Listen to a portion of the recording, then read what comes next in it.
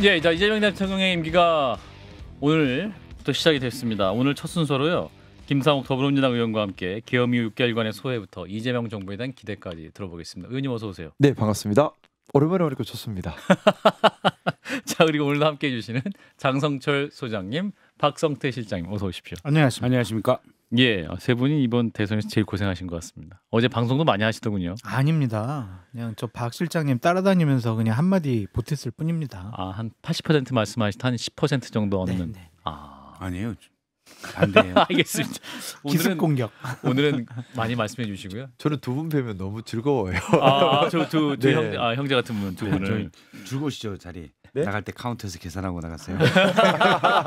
자, 이제 12.3 비상계엄 그리고 21대 대선까지 마무리가 됐습니다. 사실은 우리 의원님은 지난 겨울에 네네. 그 탄핵 가결 후에 자리에 일어나지 못하는 장면도 화제가 됐었고 그 노란 패딩 특히 기억에 남습니다. 사실 자료 화면을 보면서 아 우리가 겨울을 지냈었지 그게 생각이 났어요. 의원님 좀 어떤 소회가 드세요? 정말 간절했던 시간들인 것 같습니다. 12월 3일 이후에 제가 그 6개월의 시간을 뭐로 표현할 수 있을까를 생각해 보니 한 단어로 뽑는다면 간절함이었던 것 같아요. 간절함. 예, 정말 비상계엄 해제를 반드시 시켜야 된다는 간절함. 이 땅에 전쟁이나 내전이 생겨서는 안 된다는 간절함. 또 탄핵을 빨리 시켜서 폭주기관차를 멈춰야 한다는 간절함. 또 예. 사회 혼란과 갈등이 더 이상 악화되면 안 된다는 간절함. 탄핵이 결과되어야 한다는 간절함. 또 국민이 주인인 우리 민주주의가 다시 지켜지고 훼손되어서는 안 된다. 회복되어야 한다는 간절함. 그런 시간들이었고요.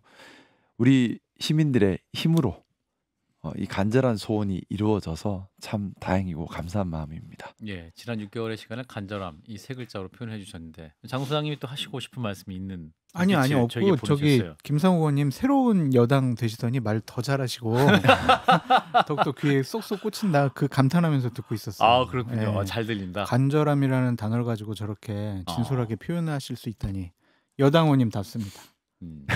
정치의 대부분 사실 말로 일단 해야 되잖아요. 네. 그 다음 발이 따르고 일단은 말로 해야 되는데 김상우 의원님은 참 말씀이 좋으세요. 네. 언어가 진정성이 과격하지도 있어요. 않고 예, 좋은 아카데미를 나오신 것 같아요. 좋은 아카데미. 예. 저희 아카데미는 아닌데 어쨌든 좀 예, 알겠습니다. 정말 좀 한 단어로 공부하러 잘 표현하신 것 가겠습니다. 같습니다. 예. 그래서 2주 전에 이제 5월 18일이에요. 민주당 입당하셨어요. 아까 네네. 말씀하신 대로. 네. 그 선거운동도 직접 뛰셨는데 이제 빨간색 옷 입다가 파란색 옷 입으셨잖아요. 네. 약간 뭐랄까 좀 내적인 혼란은 없으셨는지. 있을 줄 알았는데 별로 없었어요. 너무 잘 맞아요. 원래부터 난 파란색이었다. 사실 파란색 빨간색이 중요한 게 아니었거든요. 그렇군요. 이번 선거는 파란색 빨간색 문제가 아니었습니다. 민주주의 회복의 문제, 또 국민이 주인인 정권 회복의 문제였는데 제가 좀 빨리 받아들일 수 있었던 제일 큰 이유가 이재명 대통령에 대해서 저들은 정말 친밀하게 연구를 했고 많이 알아보고 그러면서 나랑 정말 생각이 같네?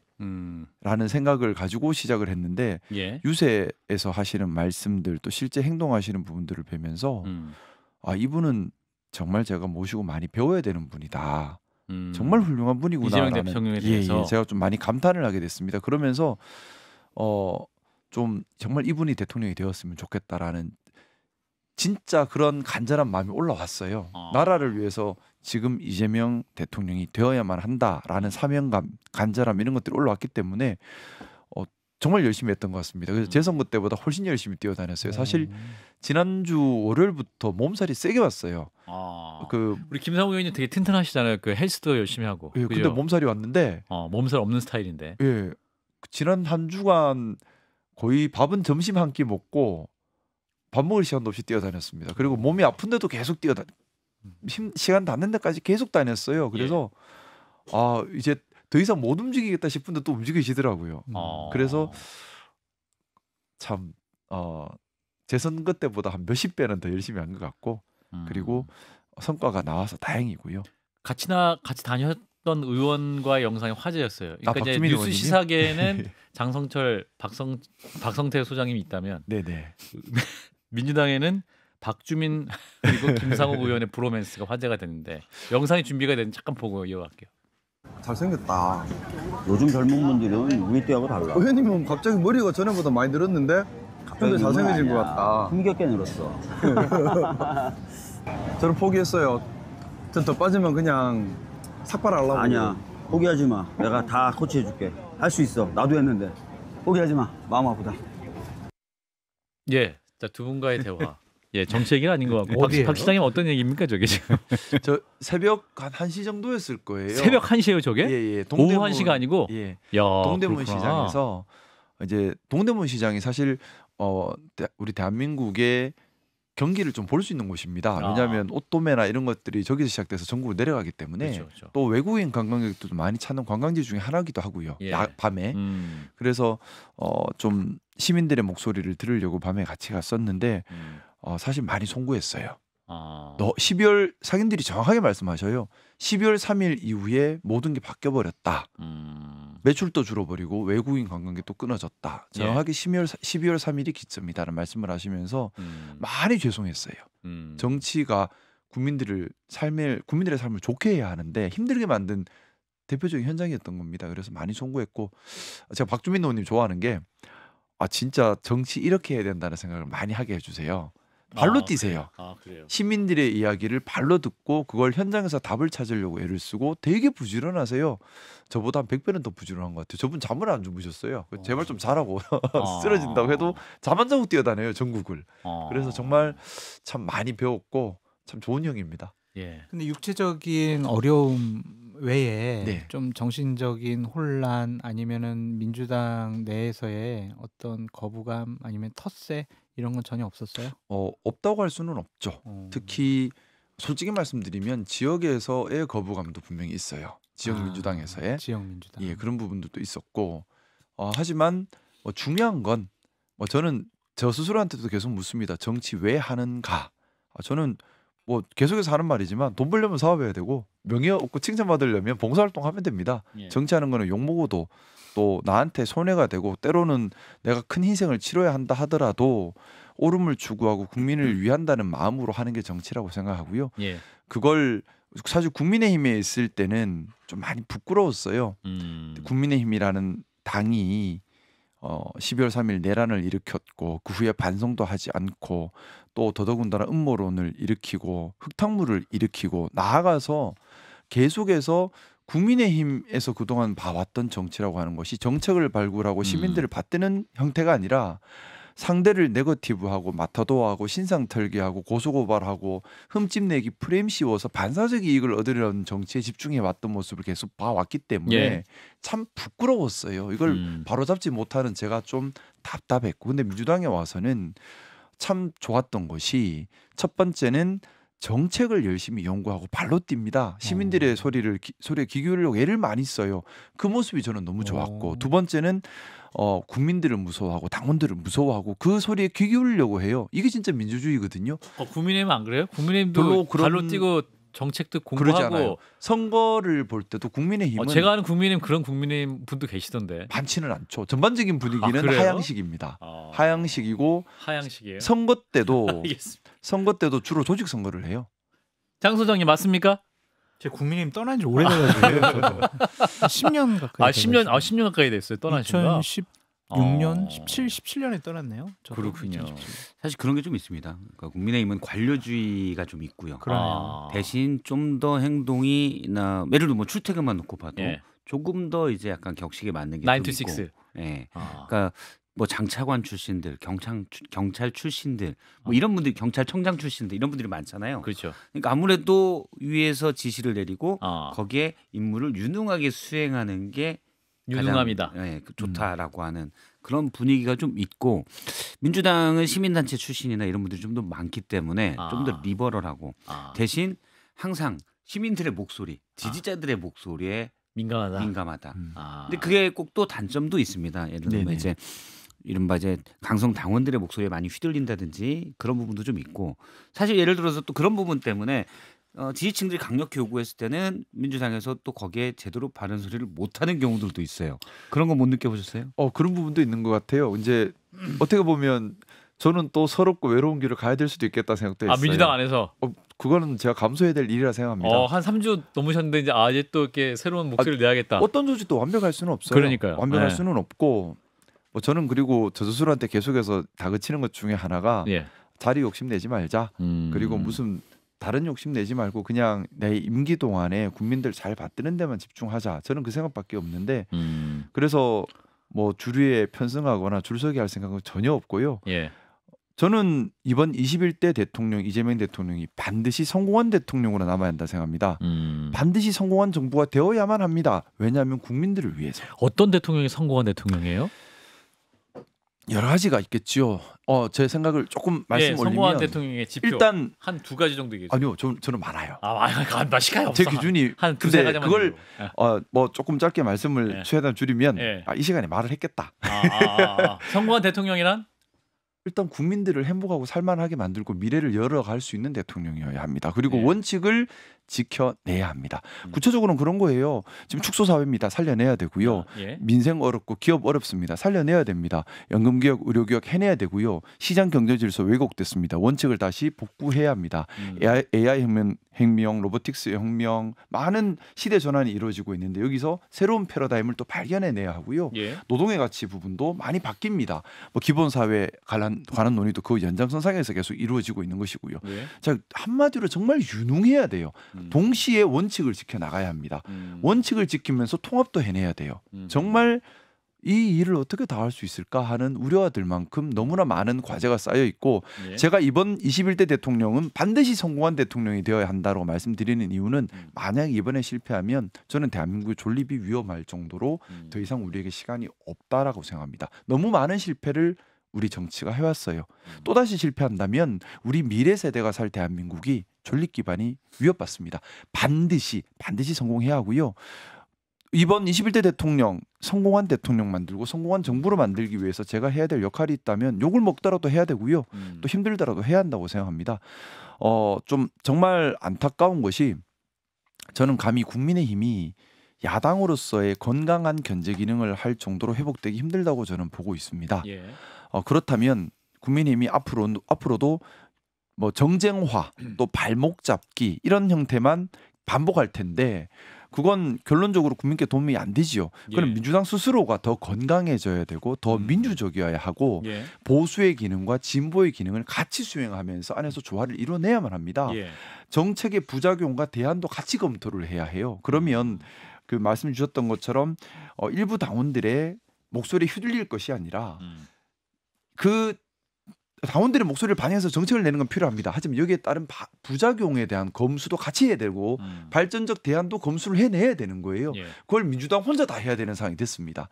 그렇다면 좀 때로 힘들고 외로워지더라도 그런 역할을 충실히 같이 해내서 국민들을 받들고 성공한 정부 만드는 게 제일 중요하다 생각합니다. 장수장님의 눈빛. 저는 성공하는 대통령이 되는 거는 무척 단순하고 쉽다라고 생각이 들어요. 어떻게 하면 되나요? 그러니까 오늘 새벽이죠.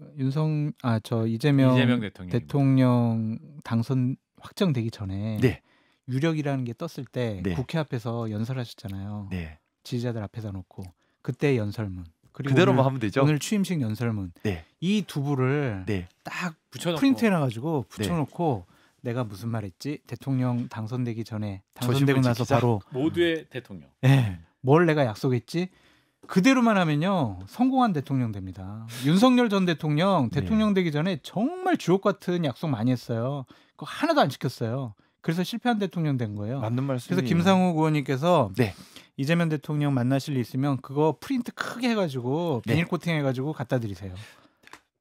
제가 사실 이재명 대통령에 대해서 좀 높이 평가하는 것이 그분의 삶을 보면 참 험했어요. 상처도 많고. 근데 보통 사람들은 그런 상처가 많으면은 막는 방패 같은 것들을 갑옷 같은 걸 몸에 지니게 되잖아요. 근데 예. 그게 결국엔 방패 갑옷이 아니라 본인을 가두는 게 돼요. 예. 유연함을 잃어버리거든요. 편협해지기 쉬운데 이재명 대통령은 삶을 보면 재미난 것이 상처를 겪고 일을 겪을수록 더 유연해져요. 예. 점점 성장하는 모습이 보이거든요. 그래서 저는 이재명 대통령이 유연하게 위기에 잘 대처할 것이라 생각을 하고 있고 용변창가를 부르는 것이 아니고요. 그래서 혹시라도 잘못된 길로 간다면 분명히 거기에 대해서도 제가 할 수 있는 역할을 할 거라는 말씀도 분명히 드립니다. 일단 그래서 장 소장님이 좋은 말씀 해주셨는데 그걸 안 지키면 사실은 야당도 뭐라고 하고 또 언론도 뭐라고 합니다. 예. 애초에 이런 약속과는 좀 다르지 않습니까? 사실은 정치부 기자들이 저도 오래 해봤지만 예. 버릇이 없어요. 아 정치부 기자들이 예. 취재원을 대하는 방식이 막 물어봅니다. 아마 예. 윤석열 전 대통령이 처음에 거기서 당황했을 거예요. 법조에 있을 때는 기자들이 저녁에 같이 밥을 먹으면서 술을 먹으면서 총장님 뭐 어때요? 좀 가르쳐 주세요. 뭐 정보 달라는 거죠 사실은. 수사는 말이야 네. 하면서. 수사의 어떤 흐름 뭐 이런 것 좀 알려주세요. 이랬고 본인도 살짝 흘리면서 재밌게 지내는데 정치부 왔더니 자꾸 따지기만 하고 난 열심히 했는데 이 자식들이 왜 그러지? 뭐 이런 느낌일 거예요. 예. 근데 그런 부분은 일단 전 잘 들어야 된다고 생각합니다. 야당 목소리도 잘 들어야 되고. 근데 이제 사실은 하다 보면 결코 쉬운 게 아니거든요. 예를 들어서 성장의 회복을 덕지만 양극화도 챙기겠다. 디테일하게 들어가면은 이건 포션의 비중의 문제예요. 어떻게 할 건지. 둘 다 잘한다라는 게 사실은 완벽하게 성공하기 쉽지 않아요. 근데 둘 다 잘하려고 하는 모습을 보이면 국민들이 이해하는 거거든요. 아하. 저기까지만 해도 대단한 거야 라고 생각하는 이 태도의 문제들 그런 부분들을 저는 이재명 대통령이 특히 신경 썼으면 좋겠고 예를 들어서 뭐 대통령이 국정 운영을 잘했다 못했다는 저는 최소한 10년 뒤에 드러난다고 봐요. 아하. 나라를 잘하면 거기에 쌓아놓은 씨앗들이 10년 뒤에 나타나는 거고 사실 우리나라 IT가 이렇게 발전된 것도 김대중 전 대통령이 했던 부분 대기업들이 제조업에 전 세계적인 제조업 경쟁력을 가지게 된 것도 DJ가 구조조정을 했던 부분들이라고 저는 생각을 해요. 예. 그게 10년 뒤에 나타나는데 물론 윤석열 전 대통령처럼 재임 기간 중에 이렇게 망쳐놓기 쉽지 않죠. 의료 대란처럼. 예. 근데 그런 모습들은 오래 뒤에 나타나는데 이전에는 일단 그런 모습들을 좀 보여주면 국민들은 설득할 수 있을 것 같아요. 맞죠. 미래를 위해서 씨앗을 뿌리는 모습은 꼭 필요한 거라고 생각합니다. 정말 중요한 말씀 주셨고요. 예, 의원님 근데 새기겠습니다. 국민의힘 이번 대선 과정 어떻게 보셨어요? 저는 좀 많이 실망스러웠습니다. 첫 번째는 원칙이 상실됐어요. 좀 반보수적이었다고 평가하고 싶습니다. 반보수적이었다. 보수라면 사회 갈등 갈라치기가 아니라 사회 통합과 사회 안정을 지향해야 하고 보수라면 변칙과 야합이 아니라 원칙 준수를 해야 합니다. 예. 또 보수라면 무조건 상대를 네거티브나 마타도어해서 반사적 이익을 얻기보다는 본인 스스로의 유능함을 보여야 해요. 근데 예. 전형적으로 다 반대로만 했습니다. 오로지 야합과 변칙으로 경선과 본선에 임했고 또 뭐 보면 정책이 없었어요. 네거티브밖에 없었죠. 네거티브 왜곡 이런 것들로 가득 차버렸고 그리고 극단의 사회 갈등과 갈라치기를 계속해서 이야기하고 그걸 선거 전략으로 갔습니다. 예. 보수의 모습이 없었어요. 보수 정당이라고 하는데 보수의 모습이 없고 전형적인 반보수적 정치 선거 운동이었어요. 그래서 참 많이 실망스러웠고 그런데 또 충격받은 건 그럼에도 불구하고 40%를 득표를 했어요. 41%. 저는 그게 좀 충격이었습니다. 아 충격이었다. 예. 41%. 예. 아 그렇군요. 그래서 이제 뭐랄까요? 이제 이번 대선 이후에 국민의힘 쇄신을 할 건데 말씀하신 그 41% 때문에 쇄신이 어려울 것 같아요. 쇄신이 어려울 것 같다. 네, 저는 쇄신이 쉽지 않다고 봅니다. 아하. 왜냐하면 지금 41%라는 득표를 했기 때문에 아하. 야 우리가 뭉쳐서 버티면 돼라는 생각이 강해졌고 일단 버티면 돼. 예. 두 번째는 김문수 후보가 승리한 지역을 보면 다 친윤 지역들이에요. 친윤 윤. 지역들, 아. 친윤 국회의원들 지역들이 다 승리를 했어요. 대표한 그러면 지역이 그 친윤 국회의원들 생각은 딱 하나잖아요. 이제 버텨서 당권 잡고 공천 받아서 계속 가고 버티다 보면 상대가 잘못하면 기회가 올 수도 있어라는 게 기본적인 생각 전략인데 친윤 지역들에서 승리하면서 그래 버틸 체력이 있어라는 걸 스스로 확인을 한 겁니다. 그러면 변화할 필요가 없죠. 그러면 반대로 쇄신의 목소리는 쇄신은 동력이 안 생기는 겁니다. 물론 쇄신하는 척은 할 거예요. 아하. 국민들한테 메시지는 줘야 되니까 쇄신하는 척은 할 텐데 쇄신하는 척하는 것과 진짜 쇄신하는 건 다르죠. 김용태 비대위 체제는 어떻게 됩니까? 저는 뭐 당분간은 비대위 체제가 이어지지 않겠나. 김용태 비대위원장님 이제 그 전에 권영세 비대위원장님은 잔여 임기를 채우는 거라서 예. 뭐 6월 말이면 끝나는 건 맞긴 한데 예. 당 대표를 뽑을 이유가 지금 없어요. 왜냐하면 내년 지방선거 힘들 거 뻔하고 괜히 누군가 책임을 질 이유도 없고 또 한동훈 대표 측이나 김문수 측이나 또 친윤 측이나 다 책임을 회피하는 데서는 같은 마음이고 특히 친윤 측에서는 변화할 이유가 발견되지 않았거든요. 자기 지역구가 다 지켜졌어요. 자기 지역구가 지켜졌다는 것은 이대로 가면 된다는 얘기거든요. 그러면 당내 주류가 변화할 이유가 없어졌는데 근데 국민들은 너 쇄신 왜 안 하니? 라는 얘기를 하니까 쇄신하는 척만 하겠죠. 그런 비대위 체제로 그대로 가는 거고 김용태 비대위원장님께서 아무리 큰 결기를 갖고 있다 하더라도 동력이 없기 때문에 결국 본질적인 쇄신은 하지 못할 것이다라는 안타까움을 가지고 있습니다. 오늘 이제 김문수 후보가 네. 철봉도 하고 네. 운동도 굉장히 열심히 하시던데. 당권 도전이죠. 당권 오늘 김문수 후보의 철봉은 당권 도전을 의미한다. 저는 그렇게 보여집니다. 나 건재해. 나 건재해. 당은 내가 이끌 거야. 근데 이제 하지만 동력이 없죠. 역시나 동력이 없습니다. 김재원 비서실장은 청년 김문수라고 하면서 SNS에 같이 네. 이제 이후에도 함께할 것을 기본적으로 친윤 내세우시던데. 의원님들이 여전히 주류인데 그분들은 김문수 후보님을 당 대표로 만들어서 따를 생각이 없어요. 왜냐하면 결이 다르기 때문에 같이 갈 수가 없어요. 그래서 그러면 김문수 후보를 따르는 의원이라 해도 소수에 불과하고 이분들도 전형적으로 김문수 후보가 되니까 따랐던 사람들이거든요. 약간 기회주의적 성향이 있었죠. 그러면 동력이 없어요. 예. 그리고 한동훈 전 대표 쪽도 동력이 없고 예. 그러면 여전히 친윤은 이번에 입증한 겁니다. 나의 지역, 나의 호족, 나의 지역의 왕의 자리는 굳건하다는 걸 입증을 했기 때문에 예. 이분들이 도리어 힘을 더 받죠. 지금 구조는. 오히려 친윤이 더 힘을 받는 더 받는 결과가 구조라고 나왔다. 생각하고 있습니다. 그게 41%다라는 말씀. 정확한 분석이세요. 그리고 그냥 그 김재원 전 비서실장. 비서실장이 예. 저랑 사이가 안 좋거든요. 제가 막 방송에서 많이 공격도 하고 해가지고. 예. 근데 며칠 전부터 자꾸 저한테 문자를 보내오더라고요. 물론 웹발신이라서 네. 그냥 전화번호부에 있는 분들에게 단체 다 문자잖아요. 하는 건데 네. 그 문자의 마지막 문장이 예. 의미가 심장합니다. 어떤 문장이었어요? 다시 뵐게요. We'll be back. 다시 뵐게요. 다시 예. 뵐게요. 이거 뭐겠어요. 김문수 당권 도전. 예. 당권 접수 우리가 한다. 그 얘기잖아요. 맞습니다. 저도 그렇게 보고 네. 있습니다. 그동안 고마웠습니다. 네. 그리고 사랑합니다. 다시 뵐게요. 그러니까 다시 온다는 얘기죠. 쉽지는 않을 것 봤어요? 같아요. 제작진 중 일부가 받았습니다. 김재원 비서실장은 뭐 어떤 형태로든 다시 올 수 네. 있겠지만 김문수 후보가 당대표에 도전해서 성공한다? 네. 동력이 약하죠. 사실 쉽지는 않습니다. 그 얘기 친윤도 이따가 놓고 때려내서 하면 될 것 예. 같고 우리 의원님 보내드려야 돼서 벌써요? 예, 한 1분 오자마자 남았는데 가라하세요, 예, 죄송해요. 저기 그 오늘 놓고 때려도 같이 할 수 있죠. 그냥 어, 의자로 그냥- 더 놓을까요 그냥? 저 한가합니다. 저기 오늘 첫 번째 1차 인사는 발표가 됐는데 네네. 어떻게 보세요? 국무총리 김민석, 비서실장의 강훈식, 네. 대변인의 강윤정 의원, 국정원장, 안보실장, 경호처장 인선도 나왔습니다만 상당히 이제 방향성을 좀 볼 수 있는 것 같아요. 네. 일단 김민석 이제 의원이 이제 국무총리 후보자가 되었는데 예.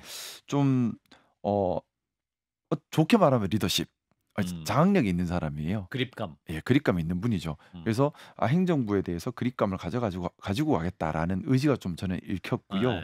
그리고 이분이 사선 중진입니다. 그리고 많은 나름의 경험을 가지고 있고 특히나 좀 민생 경제에 관심이 많았던 분이에요. 그 민생 현안 살리는 데 집중하는구나 생각을 했고 또 국정원장 후보자도 마찬가지죠. 뭐 통일부 장관, NSC 이종석 상임위원장 전 장관? 거쳤던 분이고 또 비서실장 임명된 강훈식 의원 같은 경우도 예산 경제 이쪽에 관심 많은 분이거든요. 예. 다 서민 경제에 집중을 하고 있다는 느낌을 저는 받았어요. 그래서 이번 국무총리 비서실장 이쪽 인선을 보면서 경제 회복에 일단은 방점을 찍는구나라는 느낌을 저는 받았고 또 안보실장에 임명되신 분도 위성락 의원. 네, 주 러시아 대사를 지낸 분입니다. 예. 그리고 한반도 평화 교섭 본부장을 지내셨는데 기본적으로 안보의 방향성을 볼 수 있는 거죠.